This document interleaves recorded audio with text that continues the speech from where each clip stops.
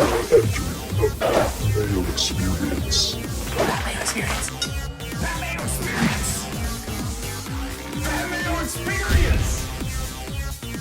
Experience.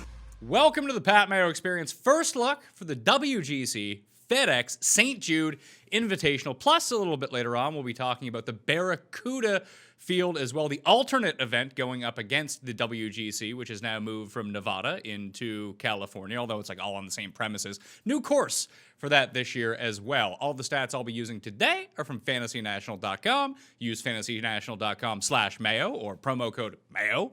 Get yourself 20% off. It's pretty easy stuff. There's a major coming up very, very soon. Not this week, the week after. So if you want to test the waters with Fantasy National and get yourself in, there's going to be tons, beaucoup prizes for the PGA Championship, more so than the regular Millionaire Maker that's been going along so far for these like random events. Now we have a major. People are going to be fired up to go play in that. Even with baseball back, even with everything else back, golf major, the first one of the year. I think it's the first time ever it's been the PGA Championship, or at least in a very, very long time where the PGA Championship has marked the first major of a year. Obviously, there's no Open Championship. We have the U.S. Open at the end of September, and then the Masters in November in 2020. If you're digging baseball and you want to get into it, I released a baseball show on Thursday evening. It's still in date. It's more of a walkthrough of places to bet on baseball, DraftKings strategy, DraftKings showdown strategy, different tools that you can use that are similar to Fantasy National, but for baseball, and how to put those to good application. You can go check that out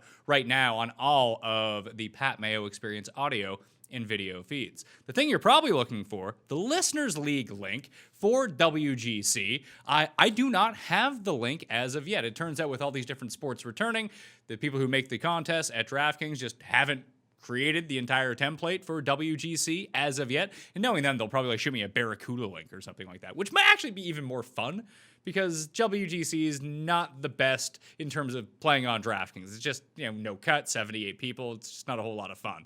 But maybe we should do Barracuda. Either way, I'll probably have the link either by Saturday evening or Sunday afternoon at the latest. Once I get that, I will add it into the podcast description, the audio podcast description, and I'll make note in the video version as well in the description if you want to check that out and check back. But this could be like the first time in ages where you can use the link from the Monday show with Feinberg and actually get into the league. This is no time to scale back on entering the Pat Mayo Experience League, by the way.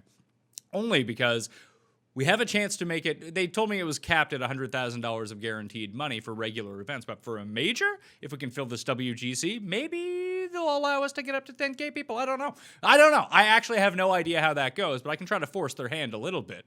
And maybe we can have some more rake-free guaranteed money in the Pat Mayo Experience Listeners League prize pool on DraftKings. And when we get to the Stableford system, just my quick note about that, because it's modified Stableford scoring for the Barracuda, which is really wonky. Just make it the DraftKings Open. DraftKings, listen, I'd say you don't need to pay me, but I prefer you pay me. So pay me and then pay to be the title sponsor of the DraftKings, not Barracuda, Open. And just instead of doing stupid modified Stableford scoring, do DraftKings scoring. It would be amazing. I make this pitch every single year. There is no more logical place to insert DraftKings scoring than where the Barracuda actually falls. It's even an alternate event. Like, it's a great place to test stuff out. Then we can get like the live cameras going. Just make it like a pure tech type of thing. It's already over in that part of the country anyway, where there's just a lot of tech around. Got to figure this out. Anyway. Let's get into the field for the St. Jude. This was formerly the St. Jude Classic, played in Memphis. It appeared a little bit earlier on the schedule. Best known for Daniel Berger winning back-to-back years. Last year, however, it took over from Firestone and the Bridgestone WGC and became the St. Jude WGC. Got a new spot on the schedule, went from a full-field 156-player event into a WGC. Last year, I believe there were 64 players. This year, there are 78 players in the field. There is no cut for this event, and all the big names are going to be there. So everyone at the top of the world rankings, who you would assume to be there, is going to be playing. Last year was a win for Brooks Koepka. The chalk double actually came through last year. A lot of people had Brooks parlayed with Colin Morikawa to win the Barracuda, and they both came through. So we'll dig into the course here a little bit. Just know that if you keep looking back over and over throughout the years, that last year, 2019, was the first year it was no cut and it had the super strong field. Normally, this was on the lesser side of field strength and it was a full field. So when you see like, hey, Phil plays really well at this. Well, yes, Phil did play really well at this, but he was facing like median to below average type players up against a WGC field. A little bit different, just saying. So, 78 players in the field. The only ones we're not getting this week in Memphis. No Tiger. He's going to be at the PGA Championship. No Adam Scott. No Francesco Molinari, who we have not seen yet since golf has returned from hiatus. I assume they're playing in San Francisco in a week's time, but I don't know that for sure. I haven't seen any sort of confirmation. I think everyone is just assuming that's happening, but they're going to come in cold. They have not played since the restart. Justin Rose is taking a pass on this week. He will be at the PGA Championship. My guy, Papashugo Imihara. Papashugo not coming over from Japan, although he is qualified to play in the WGC, will not be playing in Memphis this week. Guys that we're seeing for the first time since the restart, this is where they're starting to resurface. Henrik Stenson, King Henrik, Hank. He's going to be in Memphis. The number 35 player in the world we'll see for the first time. Sean Norris from South Africa, the number 69 player in the world. Nice, for one thing. Nice that he's playing in a WGC in advance of playing in the PGA Championship. We're also getting Robert McIntyre, Bobby Mack, the Scottish Tim Andercust. He is 76th in the world rankings. Lucas Ibel, not the Frenchman, the Australian or New Zealand. I think he's Australian. Maybe he's New Zealand. Either way, he's the 71st ranked player in the world. We're seeing him. Sebastian Soderberg is the 173rd ranked player in the world from Sweden. He is in the field. And then Lee Westwood is actually playing this week in Memphis as well, the site of one of his like very few American wins when he beat Bobby Garrigus and I want to say Robert Carlson? I think he ended up beating Carlson in the playoff. Garrigus went to the 18th hole with like a 3-stroke lead and just dumped a whole bunch in the water. He was sweating from his ass. I usually put it in my column every single year, but it's a must-go-see YouTube clip of the poor guy. It must have been like 120 degrees out. He's just drenched in sweat, and then he melts down on the 72nd hole. So wasn't great news for him. But Lee Westwood played. He actually hosted the British Masters this week. He made the cut at the British Masters, but shot a final round 79 and finished last of those who made the cut in 70th place. But yeah, we always kind of see this whenever people host a tournament, that there's a lot of added pressure, a lot of added responsibility. And it had been the first time that Lee Westwood had played. And the fact that he made the cut is probably pretty encouraging news. I don't think anyone's expecting Lee to come out and win this week at a WGC. But it is a course where he's experienced some success and he's not coming in completely cold as opposed to these other guys that I've talked about.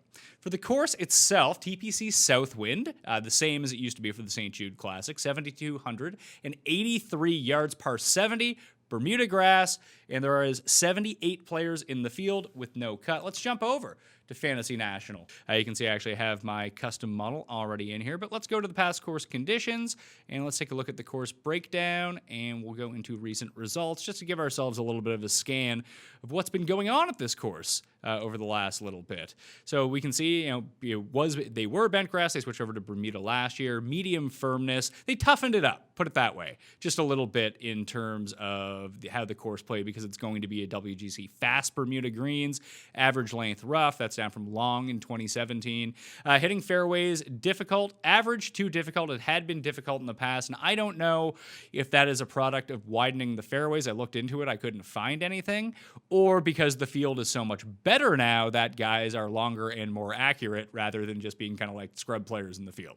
There's a lot that you can kind of glean out of that, and you can kind of twist it any way that you want. It played a bit shorter last year, although the official scorecard now says it's 7,200 and like 38 yards. But on different days, it could play less than that. Last year, it did. This year, at least, we haven't seen the scorecard yet, but the official report from the website is telling me that, but sometimes that's wrong. It seems like everyone's just having an off week here with the WGC and the Barracuda before the PGA Championship actually comes along. If we look at the breakdown of the stats, the most difficult holes on the course are these ones from 400 to 450 yards. Outside of number 12, where you just see a lot of bogeys and a lot of doubles or worse. 7% of the field makes double or worse at number 12. Don't put it in the water. How about that? But other than that, a 480, 497, 480, 481, and then you have the 456. So a bunch of these par fours that measure in between 450 and 500 yards are the toughest ones that you're going to see at TPC Southwind. There are 5 of them on the course. And again, this is a par 70, so there's only 2 par 5s, and only one of them is really gettable by eagle, as we can see here if we sort by par. Birdie percent on number 16, almost 50-50, and then there's a 3.2 eagle percentage on that, only 1.5%, and 34.7 birdie rate on hole number 3. So the scoring's you're gonna have to almost make birdie or eagle on those every single time that you come around, and then do well with these longer par 4s to really tread water, because this is not a super easy course. When you kind of look at the layout, despite the fact that it's not very long, and Valspar kind of comes into this as well, when you actually look at the adjustment for par relative to the length of the course, this one's actually on the longer side of the par 70s, just like Valspar is. So the longer hitters, by and large, well, you will see some of the shorter hitters pop up, the good accuracy players. I mean, this course is all about irons, just like every other course. But for a par 70, it's a lot longer than maybe you would think. So if we look at the top 10 finishers and how the strokes gained allocations have gone, off the tee, 0.4 per round, 1.6 on approach. Strokes gained around the green less than off the tee, and then putting, you're going to need a hot putter. You always kind of need a hot putter to get going, but less than approach right now, so approach will again be the target if we sort by top 5 finishers at this event. And this is still pulling data from the larger field events. You can see that it's even higher on approach, even higher on putting, and then off the tee and around the green becomes somewhat marginalized again. Essentially, you just want the longest, straightest hitter, and hopefully that the irons are clicking that week and the putter isn't a complete disaster. Ball striking over short game, when you combine off the tee and approach over, around the green, and putting. Fairly evenly distributed across the par 3s, par 4s, and par 5s, although that is just with 2 par 5s, so that is worth noting. The average shot distribution, the plurality of the shots are going to come from 150 to 175 yards, but as you can see, not a lot of wedges in short game happening here. This wedge range is going to see a lot of shots on some of the shorter holes, but you want to make sure the long irons are somewhat dialed in as well if you want scoring opportunities on the par 5. This is somewhat notable, though. The driving accuracy, way below tour average, 61% tour average and only 54% at TPC Southwind. Same as green and regulation percentage. So you can't have a disastrous short game. You need to be able to get it up and down just because the GUR rate is so low compared to the regular event. It's still around 59% as opposed to the tour average of 65%. But still, that is a significant decrease. This course should play a little bit harder. Scrambling a bit easier here. 3 putts about equal. The average driving distance tends to be a little bit longer than your average course on tour, but by only about 3 yards. And the average GUR proximity to the hole is actually closer to the hole than it is in terms of your average event. If we switch over to recent form, we can see this does not include the 3M, by the way, which is just not going well for anyone. Most of the players who were in this field that played in the 3M didn't make the cut at the 3M Open this week in Minneapolis. It's funny to look at, honestly, just because if you didn't start your teams like Finau and Wolf, you're probably cooked, because everyone went with like a plus 10K guy, and Finau, whether he wins or not, is going, he was the one who made the cut, just like Wolf of the 9K guy. I guess you could have had Harris English in that mix too, but anyone else was a complete fucking disaster. Less than 2% of 6 of 6s across all contests on DraftKings, and it was around 10% 5 of 6. That's actually the worst I've ever seen for any tournament. So if you did very poorly, don't worry about it. It turns out everyone did poorly. And if you have the winner or like 2 guys inside the top 3 in a 4 or 6 lineup, like that's still going to make money this week. Trust me on that one. When you even look at the top of the giant GPPs, that finishing placements, if you have a 6 of 6, you should be locked into the money just because you're not seeing anyone like Memorial where, there's 80s on the board, unless you're Dustin Johnson, apparently. But a 6 of 6 should automatically be a cash, but a good, strong 4 of 6 lineup should still do pretty well too. Let's just look back at last year underneath tournament history and just see what happened. What happened in 2019? Well, Brooks won. We're going to open up that tab as well so we can look at the strokes gained and everything like that. Webb, Leishman, Fitzpatrick, and Tommy Fleetwood and Rory were the top 5. Those last 3 guys tied for 4th. A year ago, you had Rahm, Poulter, Horschel, Bubba, Rafa Cabrera-Bello, who had actually played pretty well at this course over the years too. I actually had an outright on Rafa in 2018 with that was it that T17? No. I think this is just, they're counting this by tournament, if I'm not mistaken. Yeah, so the Bridgestone, when you look at the course history, the WGC, because it overtook Firestone, that is the course history that you're getting from here. So it's not even this actual course. I remember I backed Rafa at TPC Southwind one year, and he went into like the final with Phil, and I think everyone just melted down, and Daniel Berger ended up winning. Fun times. Fun times from old Rafa Cabrera-Bello. So when you look at the course history here, you only want to target 2019 because the rest is at Firestone, not this course. So keep that in mind when going forward. So if we just take a glance at the leaderboard from last year, let's just see where everyone ended up finishing before we look at the strokes gained. Minus 16 for Brooks, minus 13 for Webb, 12 for Leishman, 11, and John Rahm was the only other one to crack minus 10 when it came down to it. So not an easy course. Scoring, sure. And it's not like the field this year is going to be any better than it has been in years past because of COVID, because it's a WGC. If anything, might be even slightly worse with some of the top names not actually playing. So how did Brooks do it? Gained 3.7 off the tee, 3.2 for approach, over 9 strokes putting. Yeah, that will do it for you, Brooks. That will do it indeed. Lost 2.3 around the green. That doesn't really matter all that much when you're gaining close to 10 strokes putting. Webb, this is definitely a Webb course. It's a par 70. It's on Bermuda. Boom. Webb Simpson. Dial him up. That's sort of his jam. And you can see some of the shorter hitters get spliced in with the longer hitters. But someone like Fitzpatrick did most of his damage putting and approach. That's going to kind of do it for him. Ian Poulter was all putting, lost 5 strokes off the tee. It was all short game, gained a bunch around the greens, gained a bunch on putting. That's going to be pretty hard to sustain year over year. Rory was able to do it with putting around the green and driving. The only guy inside the top 12 outside of Alex Noren, who's not in this event this year. He's actually in the Barracuda, to lose strokes on approach. So you want to take the good iron players, but most of the players in this field are good iron players. To be perfectly honest with you, WGCs tend to be a very low exposure week for me, simply because the no cut. It's really hard to decipher the best players in the field. I'll be playing my 3 lineups in the Pat Mayo Experience Open, but I probably won't be firing 20 at the top. I wish there was bigger tournaments for the Barracuda because that one actually seems more appealing to me. But nothing really going through it here. For me, I just don't like WGCs. Leave some money on the table so you don't dupe your lineup with only 78 people and only so many different combinations. It's going to be tough. You're going to need, there's so many wild swings day to day to day, and since everyone is guaranteed 4 rounds, you can be out of it. These are not the most fun DraftKings events to play, these no-cut events. So for me, in the model that I had, it was pretty quality last year, so I'm going to keep it rolling here. Strokes gained, ball striking, approach, and off the tee, so combine them together and then look at them individually. That is the majority of everything that's going on. Greens and regulation gained at 10%, strokes gained putting at 10%, par 4s overall at 15%, par 4s 450 to 500 at 5%, then opportunities gained, driving distance, and fairways gained all at 5%. I mean, I could have set driving distance and fairways gained to zeros if I really wanted to. I just want to look at those just to see the guys that hit the ball the longest and the straightest.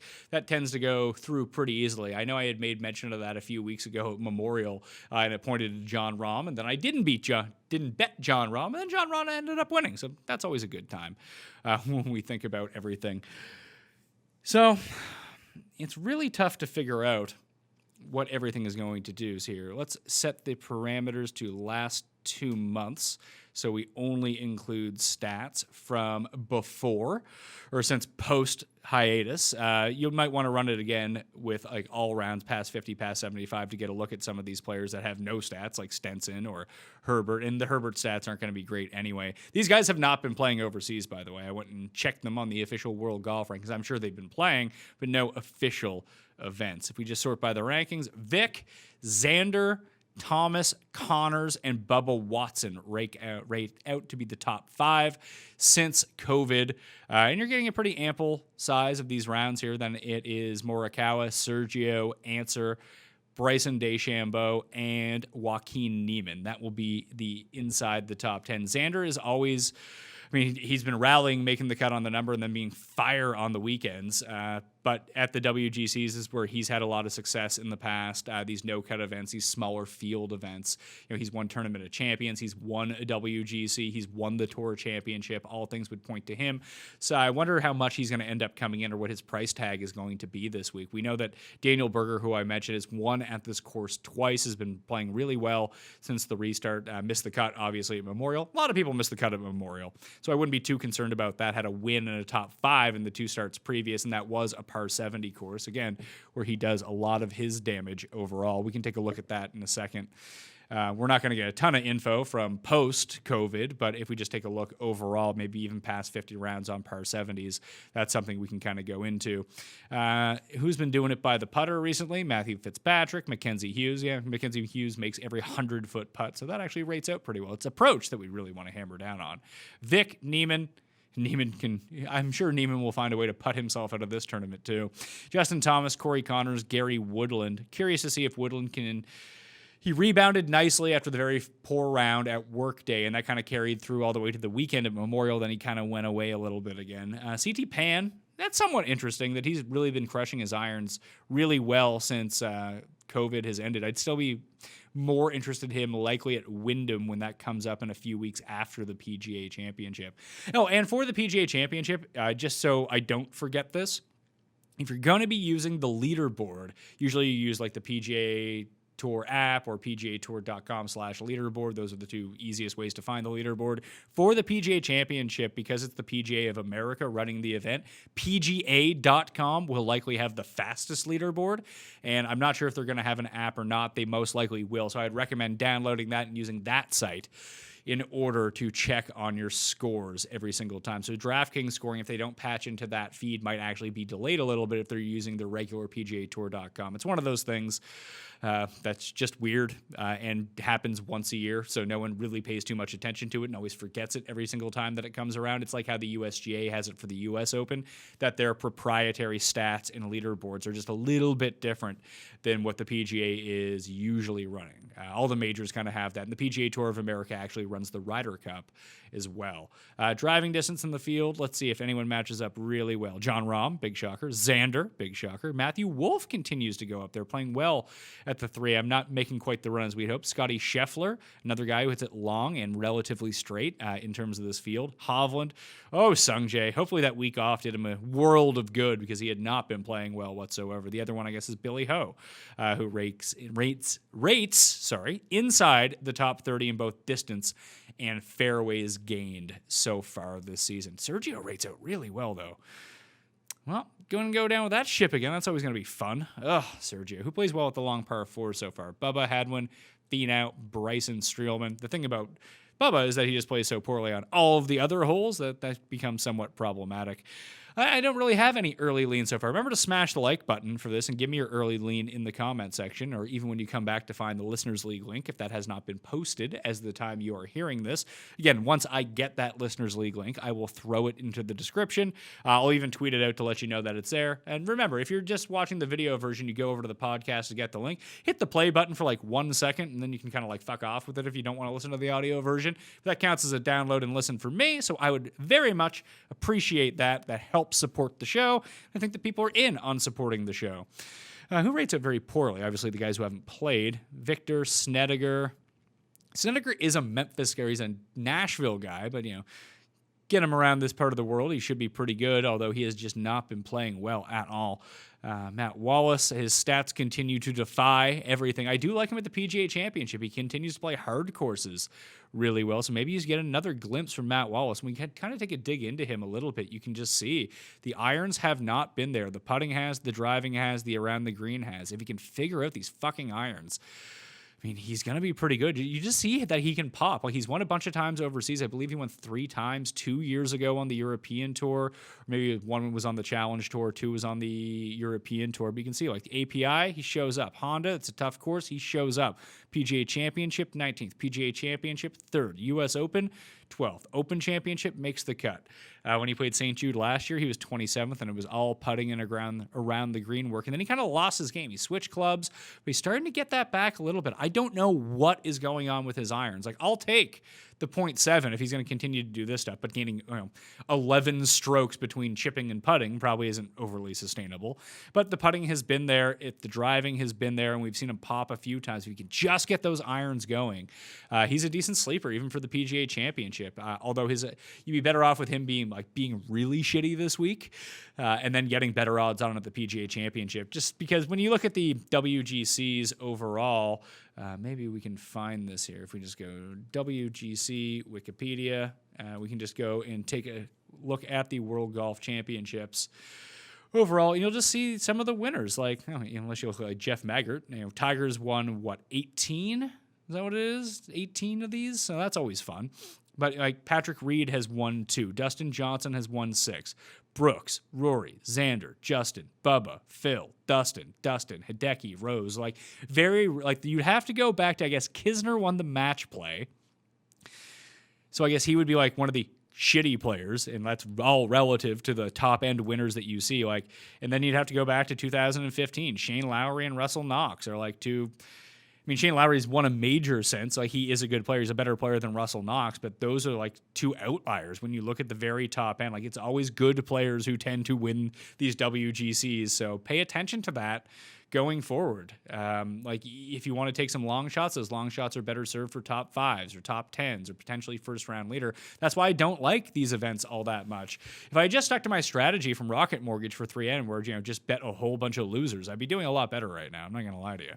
But this is just the way that we're looking at it right now.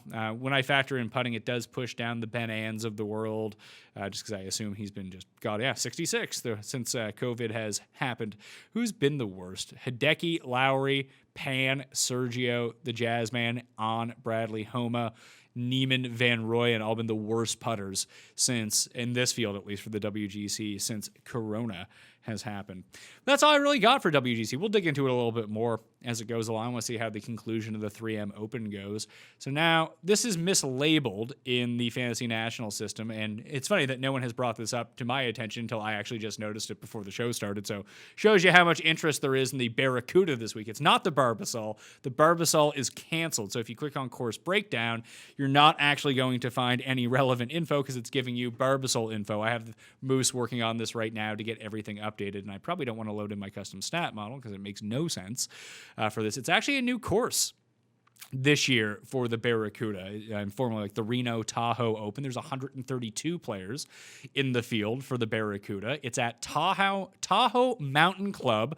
That is the old Greenwood GC. It's moved from Reno to Truckee, California, which is on the Nevada and California border. Apparently, it's still very close. It's in the Tahoe region. It's going to be played at 5,883 feet of elevation. So that hasn't really changed. This is always one where driving distance goes a long way. It's a Jack Nicklaus designed course. That is from 2000, and he designed it in 2004. And the top 2 finishers will get an automatic bid into the U.S. Open if they are not previously qualified. So a lot at stake, more so than usual for the Barracuda. And again, there's going to be a cut of top 65 in ties from the 132 players. Don't expect there to be a lot of juicy DraftKings contest for the Barracuda, especially with the wonky Stableford scoring. So what you get for the scoring is 5 for an eagle, 2 for a birdie, 0 for a par, -1 for a bogey, and -3 for a double bogey. Colin Morikawa is the defending champion of this tournament, obviously not at this course, but just as Stableford goes, it makes a lot of sense that he would do well because the guy makes more eagles than anyone ends up doing. It's a stronger field than you'd expect. Brendan Steele, who's won twice in this part of the country before at the Safeway, which is in Napa, actually rates out number 1 if we just look at the modeling that doesn't make any sense for this course, but that's what we're going to try to go with anyway. I have strokes gain loaded in now, and let's go back to plus 2 months and take a look at that. We're going to see some players in this field who probably haven't played on tour since then. Sam Saunders, John Rollins, the real deal, Sean McKeel, getting himself ready as a former PGA Championship winner. He'll be in the field next week in San Francisco. Oh, hot fire, Dylon Meyer. This is definitely my type of field. Strokes gained total since the restart. Seifert, Henley, Burns, Steele, Rogers, Will Gordon, MJ Defu, that guy who I thought was a creative player who played really well at Workday a few weeks ago. He was a qualifier.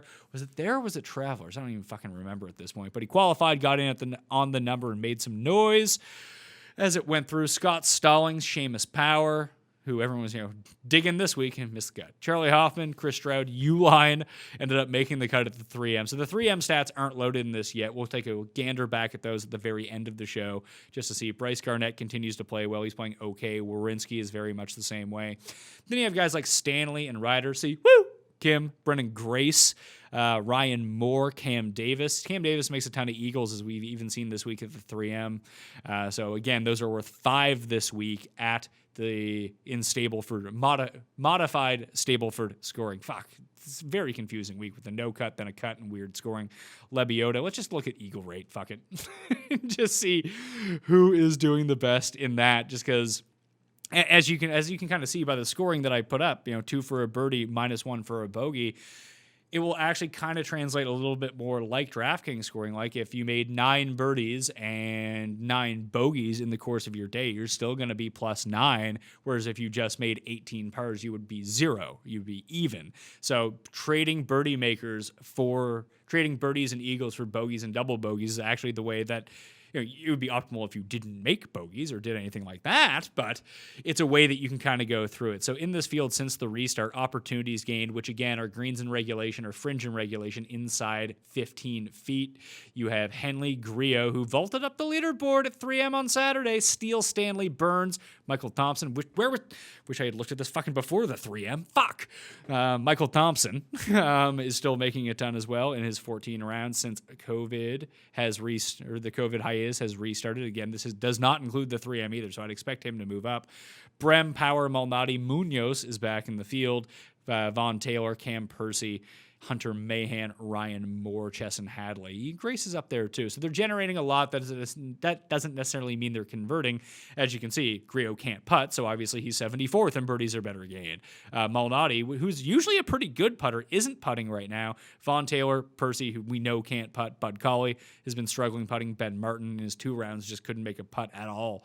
But overall, birdies are better gained. Will Gordon, Hadley, Uline, Sam Burns, Johnny Vegas. Seaford is up there as well. I doubt that his number is going to get any better once the 3M is included in this. Eagles gained since the restart. Arjun, Uline, Cam Davis, Vince Watley, Tim Watley, the dentist.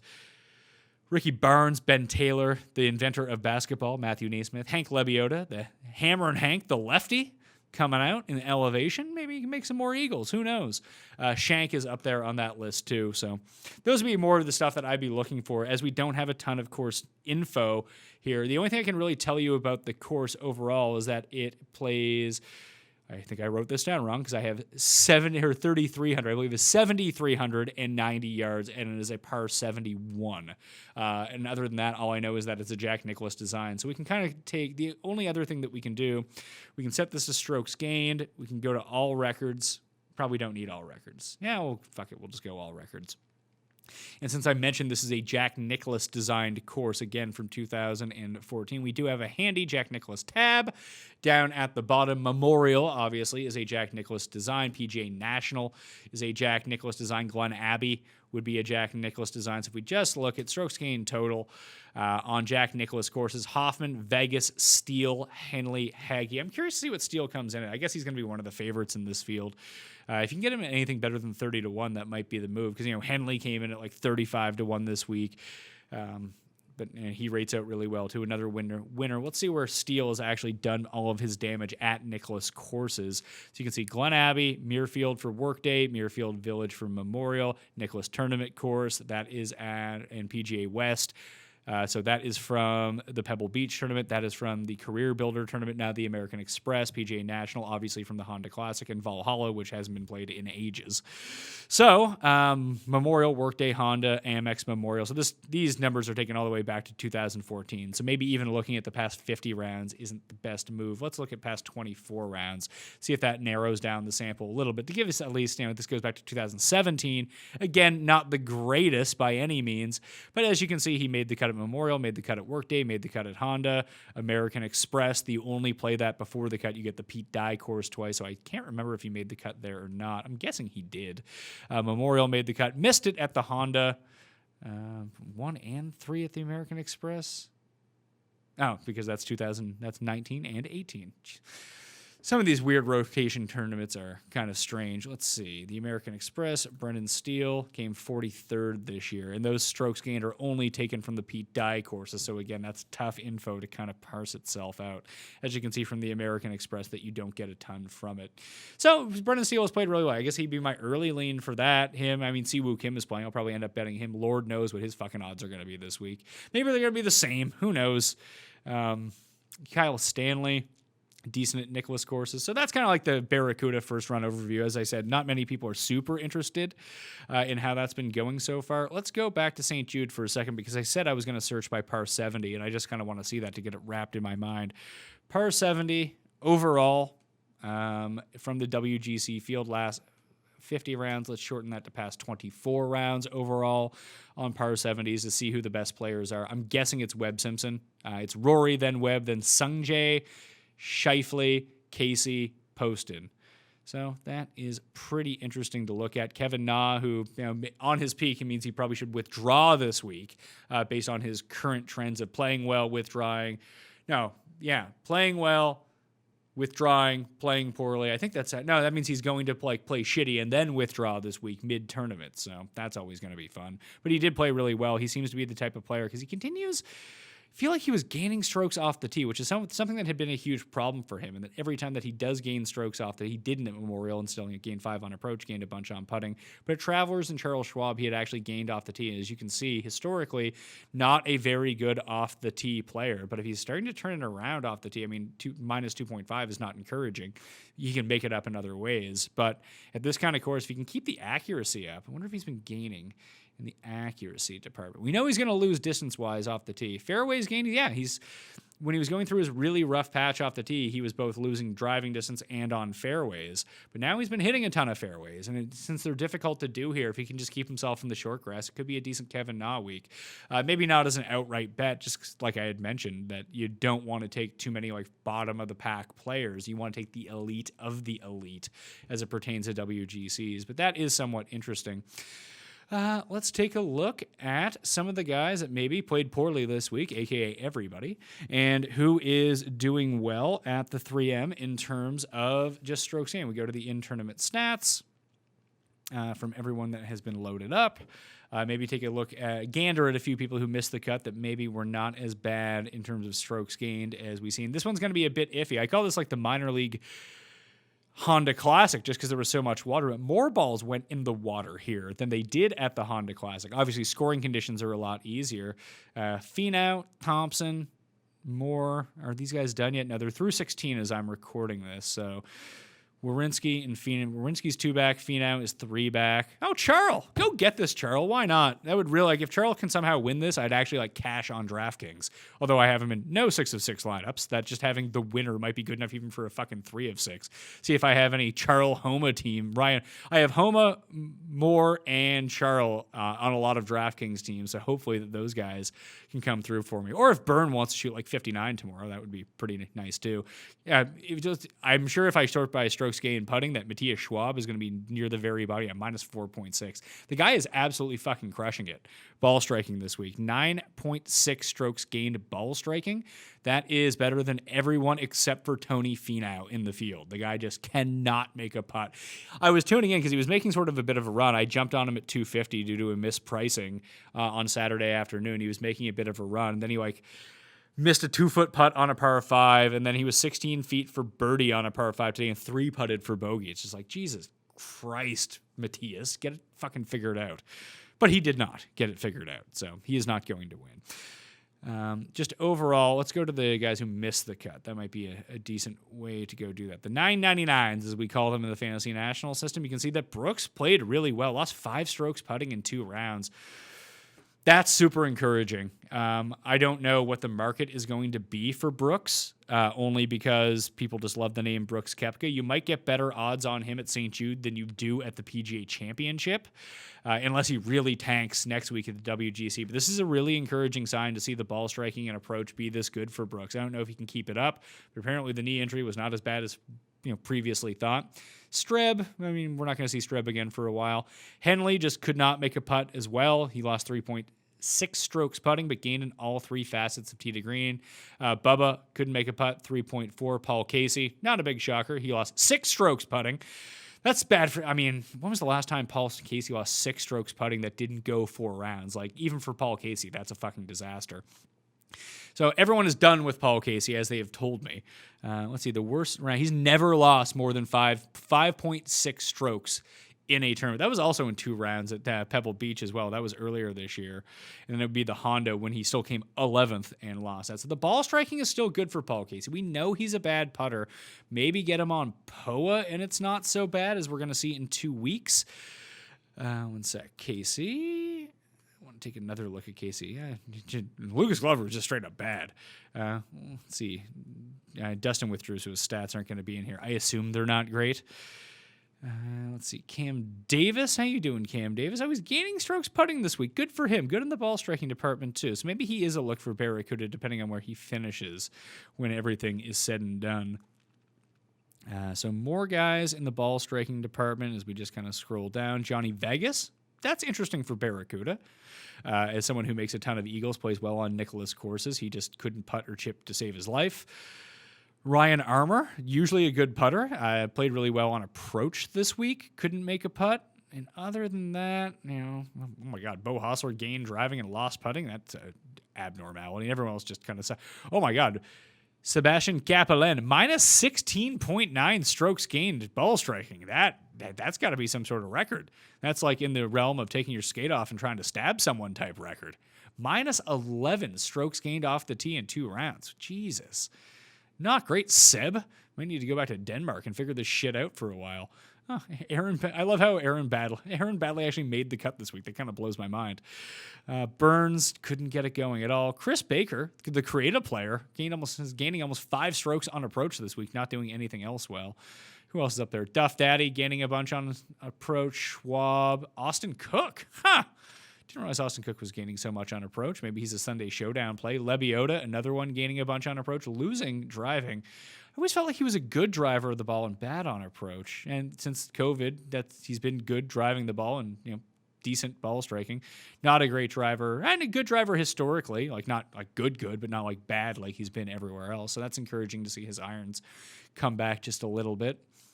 Cam Davis, and then the guys at the top, Moore, and then Watney. Moore could be kind of interesting in the high elevation at Barracuda next week as well. Someone I have an eye on for the PGA Championship, too, just coming into the week. I mean, he's still not making any putts. He's only -1, though. He was someone who was rating out pretty well in the ball striking department from Travelers and Memorial. Wasn't making any putts, couldn't chip a lot, but that's somewhat encouraging to see that he's kind of vaulting up the leaderboard a little bit, not being a disaster on the greens as it goes to Ryan Moore. So that is going to do it for the first look for the WGC and the Barracuda. Remember to smash the like button for the video and give me your early leans in the comment section. Rate and review the Pat Mayo Experience. 5 stars on Apple Podcasts. And if you go find the listeners link, I don't have it right now. So by the time the show comes out, it's probably not going to be up, but I should have it again, either Saturday, late evening, or sometime on Sunday. Once they create these contests, I will go back, I will edit everything, and I'll put out a tweet to say, hey, the listeners league is now available in the description of the podcast in video, where you can find it every single week.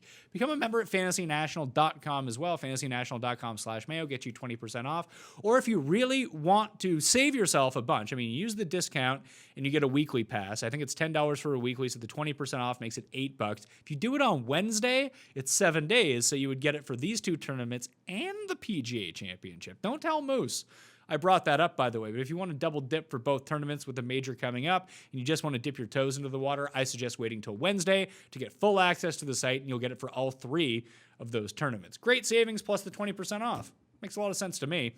Anyway, thank you all for watching. I'm Pat Mayo. I hope that some of you got 6 of 6 through the cut at the 3M. I saw some screenshots of viewers who did that, so good luck. Someone go win the big money. Let me know. It would be awesome to see that happen for someone out there this week. I'm Pat Mayo. I'll see you next time. Pat Mayo Experience. Welcome to the Pat Mayo Experience. WGC FedEx St. Jude. There's way too much on the back of this tournament. It's a WGC tournament in Memphis. That's Golf the WGC St. Jude. How about that? Although now they're going to get mad at me that I didn't say FedEx. Ugh. Experience!